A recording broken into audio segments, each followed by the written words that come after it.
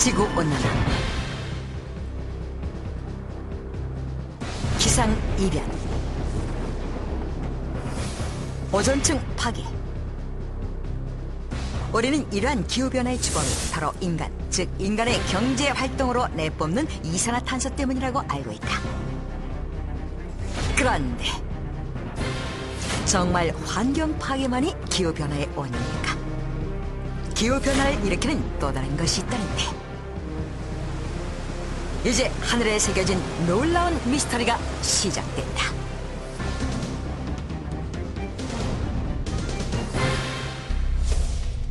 (2004년 12월 26일) 동남아시아를 강타한 규모 8.9에 달하는 강진과 해일, 약 30만 명의 사상자가 발생한 엄청난 자연재해였다.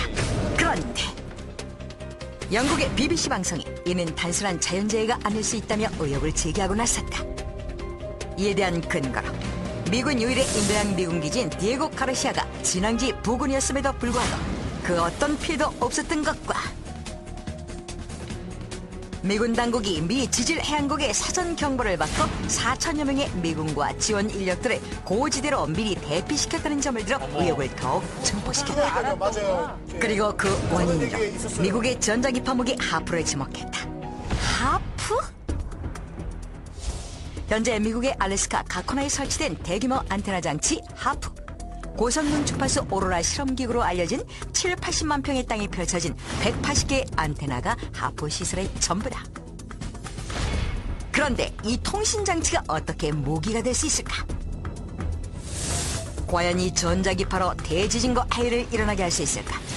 세계는 전혀 알려지지 않은 하프의 용도에 대한 궁금증에 휩싸여 미국 정부를 의혹의 눈으로 추궁하기 시작했다.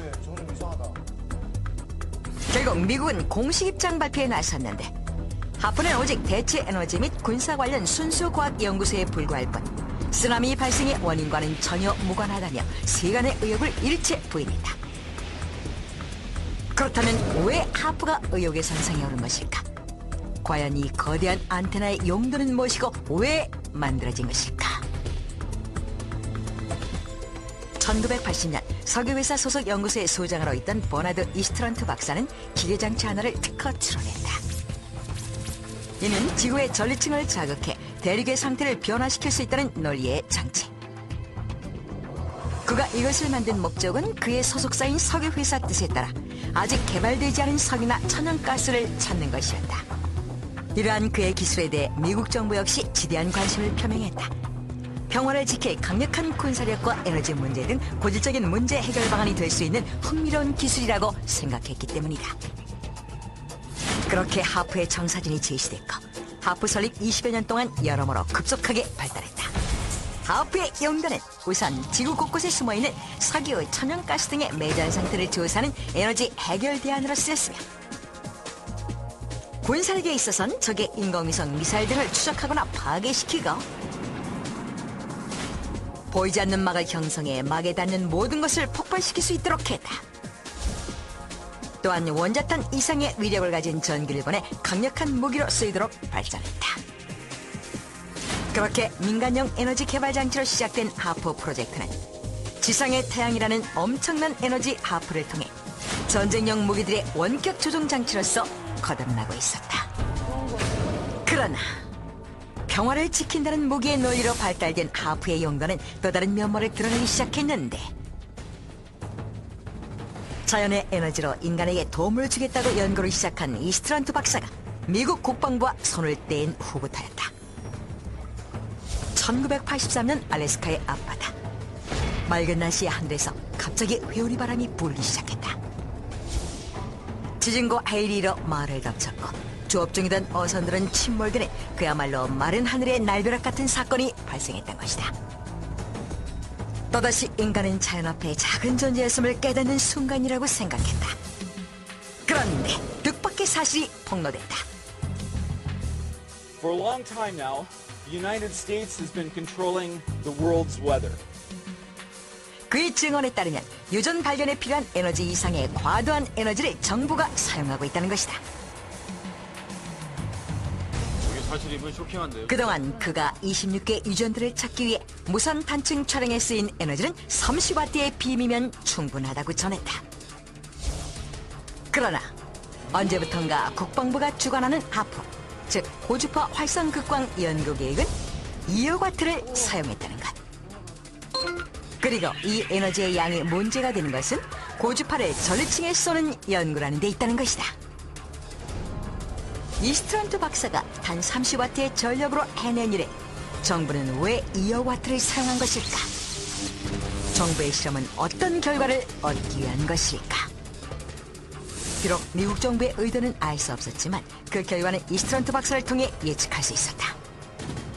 바로 고주파를 쏘이는 전리층을 변이시켜 지구 날씨를 조작한다는 것. 고주파에 의해 지구 전리층이 우주 밖으로 밀려나게 되면 번개 에너지의 100배 이르는 주파가 다시 지구와 충돌할 수 있을 뿐 아니라 대기가 들어올려진 순간 비게되는 대기 하부가 채워지는 과정 속에서 천둥, 번개, 호부, 폭설, 우박 등 지역적인 기상 패턴이 변화된다는 것이다. Last year, I confronted Heizo Takenaka, the former Japanese finance minister, over why he handed over control of the Japanese financial system to a group of American and European oligarchs. He and his envoy told me that it was because Japan had been threatened by an earthquake machine. I did not believe it at the time. However, when I started exposing some of their doings, I was told by the Japanese security police that because of what I had said on places like Rents.com, that Niigata City was going to be hit by an earthquake. 2 days later, Japan's largest nuclear reactor was the exact epicenter of 2 earthquakes, both 6.8 in magnitude. That was too much of a coincidence for me. So I started doing research and found out about HAARP, H-A-A-R-P. And I realized that they really did know how to make earthquakes. And they do it by shooting a 1 billion watt microwave into the ionosphere, which is the part of the atmosphere that has a lot of energy in it. That pushes the ionosphere up into outer space, and then it rebounds. And the way it rebounds can cause earthquakes. HAARP can paint designs in the sky, if you will. You know, you can take the beam and move it in any pattern that the scientist who's doing an experiment might want to do.